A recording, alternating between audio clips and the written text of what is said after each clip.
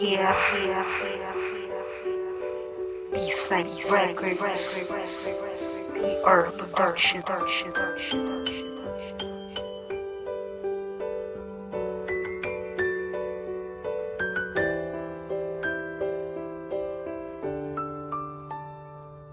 Ang pagmamahal ko dati sa kanya ibinaong ko, subalit ay hinukay niya ngayon binabalik to. Ano nga ba talaga ang gusto niyang malaman? Sirain ko relasyon ko ngayon, maibalik niya lamang. Mahirap ang ganun, mahirap min pumili. Bakit wala na bang pagmamahal mong nanatili? Ganun na nga sigura't gusto ko siyang kaibigan, kasi ang puso ko may iba nang naiibigan. Ganun, sabihin mo na sa Ganun na nga sigura't itatapong kanila. Hindi ka na mamahalin pag makakita ng iba.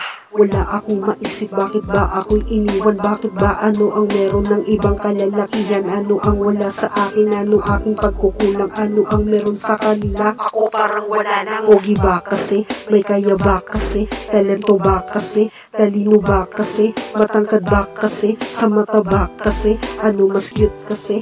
Maporma ba kasi? Mas gentleman kasi? Maputi din kasi? Wala ba dun kasi? Ano ba kasi? Hanggang pinadamo mo sa akin yung pinakamatindi, sinaktan mo, dinurong puso ko't iniwan mo pati. Gusto kong malaman mo na gusto kong marinig.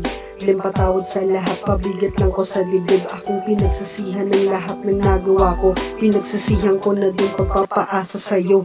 Brad, mukhang humugot na naman itong nasulat natin. Sobrang sakit kasi ang ginawa namin sa akin. Ipatawarin mo na lang para wala ng galit. At kaibigan na lang, Wing, wag na wag kang magpagamit. Talagang hindi na, kasi ako'y sawa na. Sawang-sawa na sa mga babaeng mambobola. Kapal din ng ganun, susukli ang...